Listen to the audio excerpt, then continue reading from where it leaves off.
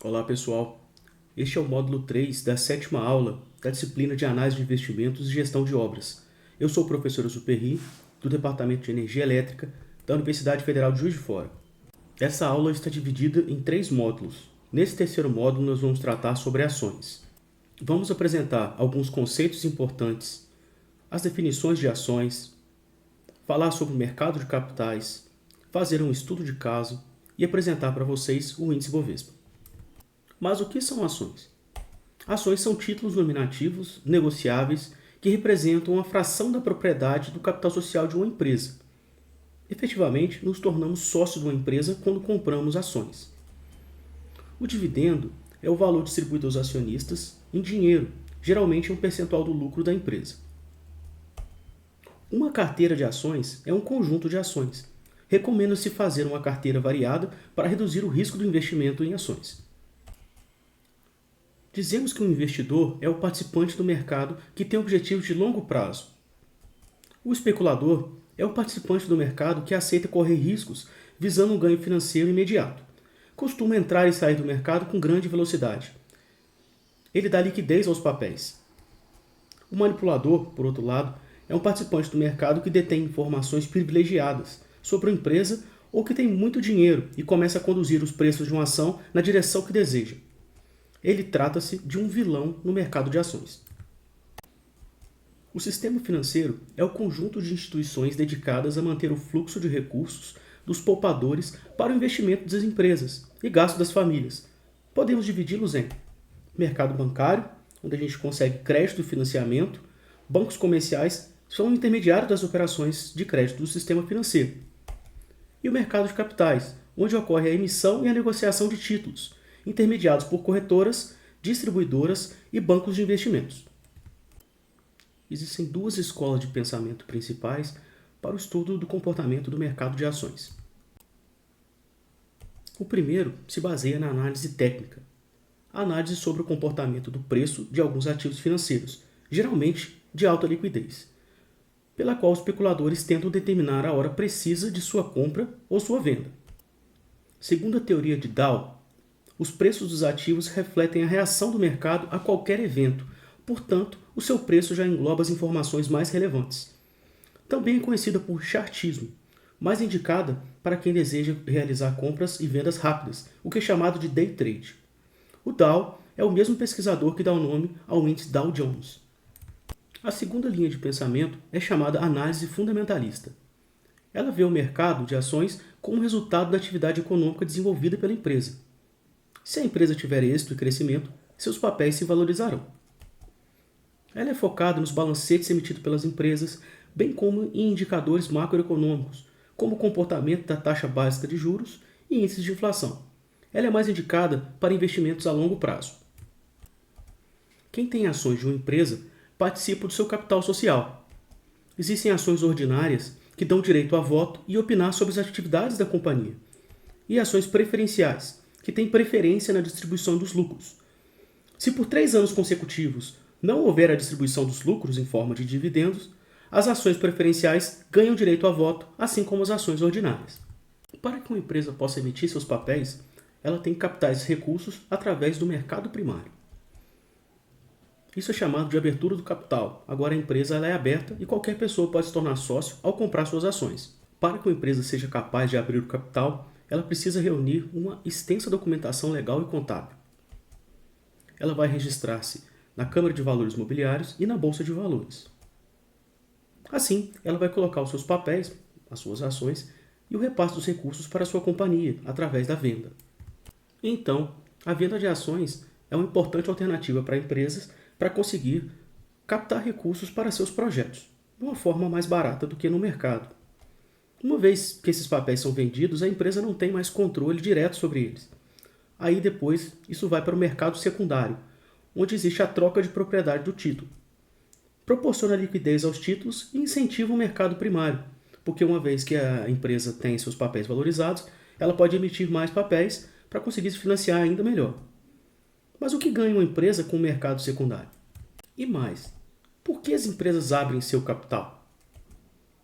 Para buscar recursos para o crescimento da empresa, de uma maneira mais barata, para melhorar a sua estrutura de capital, o capital de giro, adequar o nível de endividamento, reduzir o custo do capital, estratégia de financiamento. Ela poderia pegar um empréstimo bancário, emitir debêntures ou mesmo emitir ações para se financiar.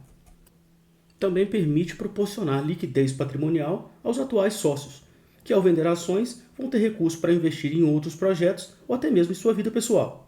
E também fortalecer sua imagem institucional, uma vez que empresas que têm seus papéis negociados na Bolsa de Valores apresentam grande solidez no mercado. Vamos apresentar alguns exemplos de investimento. Por exemplo, o investimento do FGTS em ações da Petrobras, a PTR3, no período de 17 de agosto de 2000 a 3 de janeiro de 2006. Nesse período, a rentabilidade das ações da Petrobras foi de 517,13%. Por outro lado, a rentabilidade do FGTS foi de apenas 30,07%. Isso significa que para o investimento de R$1.000, nós poderíamos resgatar pela Petrobras R$ 6.711,17, o que equivale à taxa referencial mais 39% ao ano. No caso do FGTS, a gente poderia resgatar R$ 1.360,75, o que equivale à taxa referencial mais 3% ao ano. O fundo de garantia não é conhecido como um investimento de alta rentabilidade. Aqui nós vemos o comportamento das ações da Petrobras nos últimos 5 anos. Podemos notar que no ano de 2020 a gente teve uma desvalorização de 37,36% dos papéis da Petrobras. Portanto, o investimento em ações sempre envolve risco, e rendimentos passados não representam rendimentos futuros. No segundo exemplo, nós temos o investimento do FGTS em ações da Vale, a Vale 3, num período ainda menor, de 21 de março de 2002 até 3 de janeiro de 2006. A rentabilidade dos papéis da Vale foi de 536,47% nesse período, e do FGTS de apenas 25,29%. Nesse caso, investindo R$1.000, nós poderíamos resgatar R$ 6.364,71 nas ações da Vale, o que equivale à taxa referencial mais 58% ao ano, ou R$ 1.252,93, o que equivale a TR mais 3% ao ano no investimento do FGTS. Nessa figura, nós temos o comportamento das ações da Vale nos últimos 5 anos. No ano de 2020, a Vale teve um crescimento de seus papéis de 16,53%. Vamos discutir agora o papel da Bolsa de Valores. Ela funciona como sistema de negociação, através de um sistema eletrônico. Ela traz para nós transparência. Os preços e quantidades negociados são todas públicas, e a equalização do nível de informação sobre esses papéis, o que dificulta fraudes. Pela oferta e demanda, a Bolsa de Valores proporciona a melhor formação dos preços dos ativos negociados. Ela age também como ente fiscalizador, porque existem diversas regras para as negociações e existe uma rígida fiscalização dos negócios realizados. A Bolsa de Valores também opera na liquidação, a atividade de clearing associada à negociação, onde o dinheiro do investidor passa para as mãos do detentor das ações. Vamos discutir um pouco o mercado de capitais ao redor do mundo. Nos Estados Unidos, uma parcela expressiva da população possui ações. Existem não só investidores individuais, como também organizações, como clubes de investimentos, fundos de investimentos e fundos de pensão dos mais variados. Na Europa, as privatizações foram realizadas de forma bem pulverizada. Como resultado, houve o fortalecimento do mercado de capitais, mais transparência nas empresas privatizadas e maior eficiência da economia. Para que a gente possa refletir, eu apresento para vocês 2 filmes que tratam sobre problemas no mercado de capitais. A Grande Aposta, The Big Short, e O Lobo de Wall Street. Ambos tratam de manipulações do mercado de ações que geraram grandes prejuízos e muitos problemas para os investidores nos Estados Unidos. Vou apresentar agora um estudo de caso. Esse estudo de caso é apresentado no livro Investimentos, Como Administrar Melhor o Seu Dinheiro, do Mauro Alfeld. Evandro, de 32 anos, é um engenheiro mecânico formado por uma renomada universidade carioca. Gerente de operações de uma indústria de alimentos, é leitor de bons jornais e das principais revistas nacionais. Em julho de 97, leu uma matéria sobre ações. O índice da Bolsa de São Paulo já havia acumulado um ganho de 84%, contra 10% do fundo de renda fixa em que Evandro tinha investido suas economias. Os noticiários dos jornais são todos favoráveis à Bolsa. Os analistas acreditam que com a privatização da Telebrás, o país vai receber mais de 30 bilhões de dólares. O câmbio está sob controle e a chegada de investimentos diretos no país vem batendo todos os recordes. Um bom momento para investimento em renda variável, diz a manchete no caderno de economia de um jornal do Rio de Janeiro. Evandro confere o desempenho das ações mais negociadas. A Telebrás subiu 116% no ano. A Brahma subiu 45% e está sendo bem recomendado pelos analistas. Não há risco nessa operação. O Brasil é um país com grande população e está modernizando rapidamente. Investir na Bolsa é a grande alternativa no longo prazo, pensa Evandro. Não há dúvidas para Evandro. Ele toma decisões rápidas. Abre uma conta em uma corretora indicada por um colega e manda comprar 20 mil em ações da Brahma PN. Imagina-se curtindo em breve os lucros da operação. Trocar de carro, comprar um apartamento na Barra da Tijuca, viajar para a Califórnia. Evandro adoraria poder chegar ao clube e contar sobre seus últimos ganhos no mercado acionário.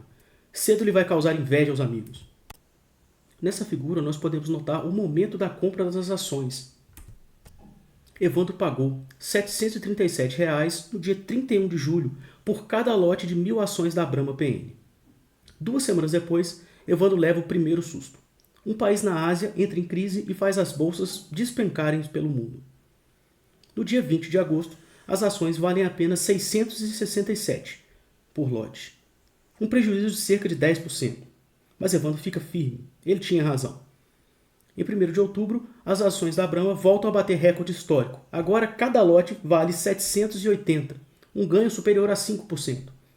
Nada mal para 2 meses de aplicação, em um período de juros baixos e de moeda estável. Em 23 de outubro, mais um susto na Ásia. Os mercados despencam no mundo inteiro. Dia 13 de novembro, as ações da Brahma são negociadas por apenas 520, uma perda de 30% no investimento inicial de Evandro. O cenário agora é muito difícil. As redes TV não se cansam de mostrar o desespero dos operadores da Bolsa de São Paulo e da de Nova York. Em Hong Kong, então, foi um desastre total. Serão anos para uma eventual recuperação no mercado. Evandro leu todos os jornais. Evandro tem certeza de que o melhor é garantir o capital que lhe restou. Ele não está sozinho, milhares de investidores perderam. O Jornal TV diz que Bill Gates perdeu mais de 10 bilhões na última semana, com a queda das ações da Microsoft. Não seria motivo de vergonha para Evandro reconhecer esse prejuízo e sair do jogo. Depois, quando as bolsas começaram a se recuperar, eu volto a investir, promete Evandro. Ele liga para sua corretora e manda vender as ações, no dia 13 de novembro, por 520. Respira aliviado, ainda lhe sobraram quase 14 mil reais. Nessa figura nós temos então a noção de qual foi o valor de compra que o Evandro pagou e o momento de venda, onde ele parece que está tendo um perfil de queda bem acentuado devido às crises ao redor do mundo. Em 26 de fevereiro, as ações da Brahma, após uma recuperação impressionante, voltam a ser negociadas a R$ 737, o mesmo preço que ele havia pago em julho. Evandro está frio. As bolsas machucam muito, é só para especialistas, explica-se Evandro. Muitos analistas disseram à TV que já sabiam que os mercados estavam exageradamente caros e que uma crise seria inevitável. Parece até que só Evandro não sabia disso. Ele se julga um idiota. Não tenho tempo para ficar acompanhando o sobe e desce do mercado. Para comprar ações, você precisa acompanhar de perto, senão é perda certa, garante Evandro. No dia 31 de julho de 2000, 3 anos depois da desastrosa compra de Evandro, as ações da Brahma foram negociadas a 1.870, uma valorização de 153% em 3 anos. Uma valorização de 53% em dólar, mesmo contando com a desvalorização cambial. Evandro voltou a ler artigos da Bolsa nas revistas e jornais. Está pensando em voltar a investir uma parte da poupança em ações. Este é o perfil das ações da Brahma nessa história que a gente contou para vocês. Então, o período da compra e da venda é muito curtinho, né? E aquela desvalorização parece catastrófica. Mas no longo prazo, todas essas oscilações acabam se amortecendo um pouco e no longo prazo as ações se valorizaram bastante. Vamos debater agora alguns erros que o nosso personagem, o Evandro, cometeu durante esse investimento dele. O primeiro deles foi abandonar a estratégia de longo prazo. A outra foi comprar quando os ativos estavam na alta e vender quando eles estavam na baixa. Desse modo ele perdeu bastante dinheiro. Evandro também se deslumbrou com a volatilidade do mercado. Apostou em uma carteira pouco diversificada, todos os ovos na mesma cesta. Ele apostou todo o seu capital em ações da Brahma. É difícil prever a volatilidade do mercado se uma ação vai subir ou vai descer. Se tivéssemos investido em ações do Bradesco, Itaú ou da Brahma no período dessa figura ao lado, estaríamos deslumbrados com o nosso ganho de capital. Do mesmo modo, se tivéssemos investido nossas ações na Sharp ou na Estrela, nós teríamos perdido bastante dinheiro e estaríamos desesperados com o mercado de ações. Será que o mercado de ações é apenas um grande instrumento para captação de recursos que funciona de maneira aleatória, como se fosse uma roleta de um cassino? Como podemos prever o comportamento do mercado? A bolsa vai subir ou vai cair amanhã? A verdade é que é muito difícil que a gente consiga prever essas nuances do mercado. O índice Bovespa, que é conhecido como Ibovespa, é um indicador do comportamento do mercado de ações brasileiro. É um índice tão importante que se manteve com o mesmo nome, mesmo com a mudança de nome da Bolsa de Valores. Em 2007, a Bovespa passou a se chamar BMF Bovespa. Em 2017, se tornou B3, após a fusão com a CETIP. A determinação desse índice se dá usando uma estratégia bastante simples, porém muito eficaz. As ações que compõem o índice Bovespa são escolhidas pela liquidez. As ações que compõem 80% dos negócios que são realizados na Bolsa de Valores. A composição é ponderada pelo percentual de negócios, até um limite de 20%. Ações com valores da ordem de centavos não fazem parte do Ibovespa. E esse conjunto de ações é atualizado de 4 em 4 meses. Na figura, nós vemos o comportamento do índice Bovespa nos últimos 5 anos. No ano de 2020, talvez devido à pandemia, o índice Bovespa teve uma desvalorização de 15,35%. Nessa tabela, estão apresentadas as 10 ações com maior percentual de participações na Bovespa. Essa tabela é de 2019 e mostra qual que é a participação percentual de cada uma dessas ações. Aqui nós temos Itaú Unibanco, Vale, Bradesco, Petrobras, o próprio índice Bovespa, outras ações da Petrobras, Ambev, dentre muitas outras. Essa tabela e essa figura apresentam a diferença do comportamento do índice Bovespa em relação à caderneta de poupança. Note que, com o aumento do tempo, essa discrepância fica ainda mais visível. O quanto de rendimento que teve o índice Bovespa acima do rendimento da poupança. É importante que se diga que esses dados são desatualizados, eles são da época do lançamento do livro do Mauro Alford. Essa figura apresenta a probabilidade do índice Bovespa ganhar do dólar, ou seja, tem uma valorização superior à valorização do dólar. Veja que no curto prazo, a probabilidade do Bovespa ganhar do dólar é praticamente aleatória, ela é próxima de 50%. Pode se valorizar mais o Bovespa ou o dólar. Conforme o tempo passa, a chance do Ibovespa ganhar do dólar vai aumentando bastante, chegando até 97% nessa estimativa de 10 anos, feita no período da escrita do livro do Mauro Alford. Isso mostra que o índice Bovespa pode ser um excelente indicador para que a gente possa usar para investimentos de longo prazo. Mesmo com ganhos moderados, é muito difícil realizar uma carteira fora do índice Bovespa que tenha o desempenho e a segurança que o índice Bovespa vai trazer para a gente. Os livros que a gente usou para fazer essa apresentação foram Avaliando Empresas e Investindo em Ações, do Carlos Alberto De Bastiani, e o livro do Mauro Alford, Investimentos, Como Administrar Melhor o Seu Dinheiro. Obrigado por assistir. Nós chegamos ao final da nossa 7ª aula.